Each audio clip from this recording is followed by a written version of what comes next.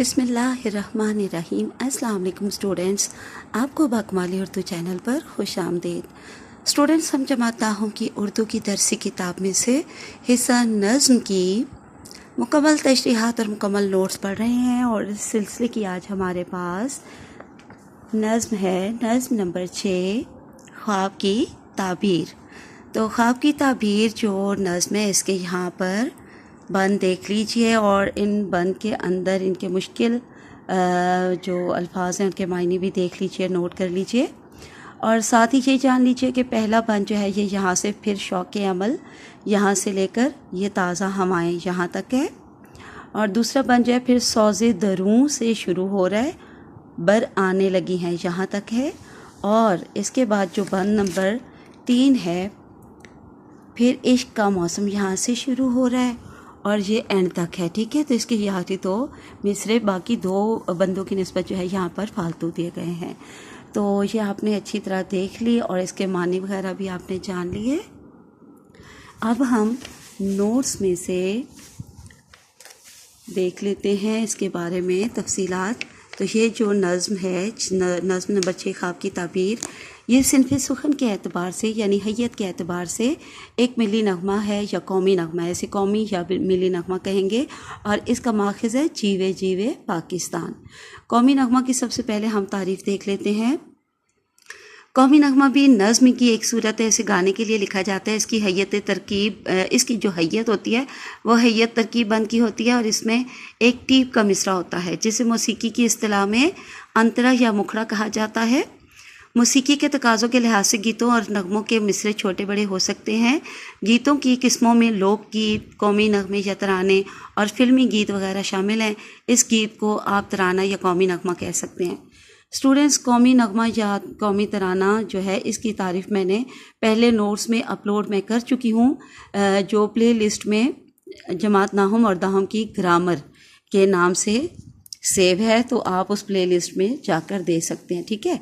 तो अब शायर जो हैं जमीलुद्दीन आली, उनकी तारीख़ पैदाइश, तारीख़ वफ़ात देख लीजिए और उसके बाद इनके हालात ज़िंदगी, जिनमें से इनका असल नाम और कुछ जो है वो अहम बातें हैं, इसके अलावा इनका उसलूब बयान, इनकी तसानीफ़, ये सब आपने ज़रूर पढ़ लेना है जी। तो अब आ जाते हैं हम बंद नंबर 1 की तशरीह। आप भी कहते होंगे कि मैंने स्पेशल क्यों बताया था कि पहला बंद कहाँ से कहाँ तक है और दूसरा कहाँ से कहाँ तक है, तीसरा कहाँ से कहाँ तक है। तो ऐसा इसलिए है कि नोट्स बुक में थोड़ा सा जो है वो तरतीब मुख्तलिफ है। यहाँ पे ये मैंने लेड पेंसिल से कट भी कर दिया है, तो यहाँ से जो है दूसरा बंद शुरू हो जाएगा। तो इसलिए पहले जो है ना यहाँ से लेके यहाँ तक ये ताज़ा हवाएं तक पहला बंद है। तो इसके मुताबिक आप तशरीह को भी ज़रा देख लीजिएगा। अच्छा, यहाँ पे पहले बंद में जो मैंने यहाँ मुमासिल शेर दिया लिखा है, ये बंद नंबर 1, 2 और 3 तीनों की तशरीहात में आप शामिल कर सकते हैं। तो थोड़ा सा हम जान लेते हैं इसकी तशरीह में कि क्या बताया गया है। यहाँ पे देख लीजिए कि ये जो हमारे पास है बंद नंबर 1, इसमें क़याम पाकिस्तान के पस मंज़र के बारे में जो है वो बताया है। और ये बल्कि जो नगमा है ना, ये क़याम पाकिस्तान के पस मंज़र में लिखा गया है, ठीक है। गुज़श्ता सदी के चौथे अशरे में तहरीक आज़ादी ने पूरे हिंदुस्तान में ज़ोर पकड़ लिया। दूसरी जंग अज़ीम के ख़ात्मे के साथ साथ ये आसार वाज़े नज़र आ रहे थे कि अंग्रेज़ जल्द ही हिंदुस्तान छोड़कर चले जाएंगे। 1940 में लाहौर में मुस्लिम लीग का इजलास मुनक्किद हुआ, जिसमें हिंदुस्तान के कोने कोने से मुसलमानों ने शिरकत की।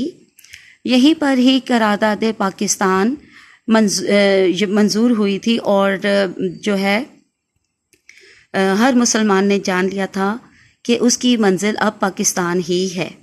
आज़ादी का ख्वाब हर आँख में जो है वो समा चुका था। अब आज़ादी का हुसूल बहुत करीब लग रहा था। शायर ने इसी उम्मीद अफ़ज़ा दौर में ये नज़्म लिखी है, ठीक है। तो अब बाकी जो है वो आप यहाँ से तशरीह अच्छी तरह से पढ़ लीजिएगा। अब आते हैं हम बंद नंबर 2 की तरफ। बंद नंबर 2 के भी जो है वो आप ज़रूर देख लीजिएगा, वो जो मैंने कटिंग किया हुआ है ये वाला मिसरा। तो आप तशरीह में भी देख लीजिएगा कि इस मिसरे की यहाँ ना आए बल्कि वो तीसरे बंद की تشریح میں چلی جائے، ٹھیک ہے، وہاں پہ آپ نے یاد کرنی ہے اس کے لیے۔ تو بہرحال چلیں دیکھتے ہیں کہ ہمارے پاس دوسرے بند میں جو ہے وہ شاعر نے کیا بتایا ہے۔ یہ بک کو تھوڑا سا اوپر کر لیتے ہیں جی۔ تو یہ یہاں پہ آپ دیکھیے بند نمبر 2 جو ہے نا، یہاں پہ ہمیں 1857 کی جنگ آزادی میں ناکامی کے بعد کے کچھ حالات جو ہے وہ نظر آ رہے ہیں کہ 1857 کی جنگ آزادی میں ناکامی کے بعد مسلمان دو طرفہ ظلم و ستم کا شکار ہو گئے تھے۔ انگریز نے ان سے حکومت چھین لی تھی اور وہ اس فکر میں تھے کہ اب ان کو ہر شعبہ زندگی میں اتنا کمزور کر دیا جائے کہ اب ان کے یعنی مسلمانوں کے دل و دماغ میں کبھی بھی آزادی کا خیال نہ آئے۔ دوسری طرف ہندو تھے جو اکثریت میں بھی تھے اور انگریزوں کو حاکم مانتے ہوئے اور ان کی تعلیم حاصل کرتے ہوئے وہ ہر شعبہ زندگی میں آگے نکل گئے۔ اب انہوں نے بھی مسلمانوں کو غلام بنانے کی سوچی، کیونکہ ان کے ذہن میں یہی تھا کہ 1000 سال تک ان مسلمانوں نے ہمارے اوپر حکومت کی ہے، تو اب یہ موقع جو ہے ہم حاصل کر کے رہیں گے اور انگریزوں کے جانے کے بعد ہندوستان پر ہم حکومت کریں گے اور مسلمانوں کے اوپر جو ہے وہ ہم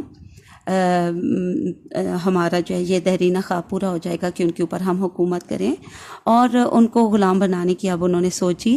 لیکن اللہ کے فضل سے مسلمانوں میں بیداری پیدا ہوئی، اب آزادی کا نعرہ ہر زبان پر تھا اور آہستہ آہستہ آزاد وطن کا حصول اور اس کا خواب سچ ہونے کا وقت آ گیا۔ آزادی کی کرن پہلے صرف دل و دماغ میں تھی، لیکن اب شمس و قمر کی روشنی کی طرح صاف نظر آ رہی تھی، روشن نظر آتی تھی۔ اب اپنا وطن، اپنا دیس، اپنی سرزمین آنکھوں کے سامنے نظر آتی تھی جی۔ تو اب باقی آپ جو ہے یہاں سے تشریح پڑھ لیجئے گا۔ اس کے بعد جو ہے یہ دیکھیے میں نے وہ آخری مصرع جو یہاں پہ تھا وہ اس کو یہاں پہ ایڈ بھی کیا ہے۔ تو یہ اب تیسرے بند میں آپ یہ جو اشعار وغیرہ ہیں انہیں بھی دیکھ لیجئے گا اور اچھی طرح سے آپ نے یہ تشریح جو ہے نا یاد کر لینی ہے، ٹھیک ہے۔ تیسرے بند میں کیا ہے کہ شاعر جو ہے وہ مسلمانوں کو مخاطب کر کے انہیں مبارک دے رہے ہیں۔ وہ کیا کہہ رہے ہیں؟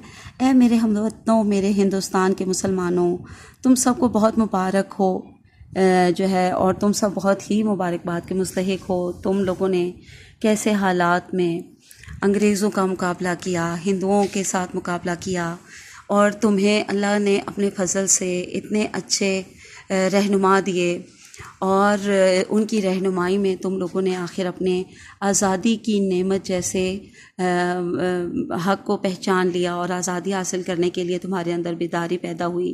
اور بہرحال جی آگے باقی ساری تشریح جو ہے یہاں سے آپ پڑھ لیجئے گا، اور اس کے بعد آگے مشقی سوالات ہیں، اچھی طرح سے سوالوں کے جواب آپ نے یاد کرنے ہیں، ٹھیک ہے۔ تو یہ تفہیم عبارت کے ساتھ ساتھ تشریحات میں بھی کام آتے ہیں۔ تینوں بندوں کی تشریح میں آپ ان جوابات کو جو ہے وہ شامل کر کے تشریح کو تفصیلی اور طویل بنا سکتے ہیں، ٹھیک ہے۔ اس کے بعد ہمارے پاس ہے تراکیب کا مفہوم، جو کہ آپ نے لازمی یاد کرنا ہے۔ اس کے بعد آگے آ جاتے ہیں تو یہاں ہمارے پاس ہیں جی محاورات کے معنی بھی ہیں اور جملے بھی، اور معنی بہت اچھی طرح یاد کریں گے تو پھر اپنے الفاظ میں بھی جملے بنا سکتے ہیں، ٹھیک ہے۔ اور جنہیں کوئی لفظ مشکل لگ رہا ہو تو اس کے آپ یہاں سے بھی جملے یاد کر سکتے ہیں جی۔ اس قومی نغمے کا جو ہے وہ مرکزی خیال تحریر کریں، یعنی کہ یہ جو نظم نمبر 6 ہے نا، تو اس کی جو ہے آپ نے اچھی طرح سے یاد کر لینی ہے۔ خواب کی تعبیر کا مرکزی خیال یاد کرنا ہے۔ اس کے بعد آگے آ جائیں تو یہاں پہ طرز الفکروں میں سے صحیح کی نشاندہی، تو یہ غلط درست جو ہے وہ یہاں پہ مینشن کیے ہوئے ہیں۔ آگے دیکھیے پھر قومی نغمہ کی تعریف آ گئی ہے۔ اس کے بعد دوہا کسے کہتے ہیں تو اس کی تعریف ہے۔ اچھی طرح سے غور سے دیکھ لیجئے اور سمجھ کے پڑھنی ہے آپ نے، اور یاد کرنی ہے بلکہ، ٹھیک ہے۔ پھر آگے دیکھیے تو یہاں پر اشعار میں سے اضافی سوالات ہے، یعنی کہ یہ تفہیم اشعار دیا گیا ہے، تو یہ آپ نے بہت اچھی طرح سے یاد کرنی ہے، ٹھیک ہے، تاکہ تشریح میں آپ کے کام آ سکیں۔ تو چلیں اسٹوڈنٹس، آج کے لیے اتنا کافی ہے۔ انشاءاللہ اگلی نظم ہم کل پڑھیں گے۔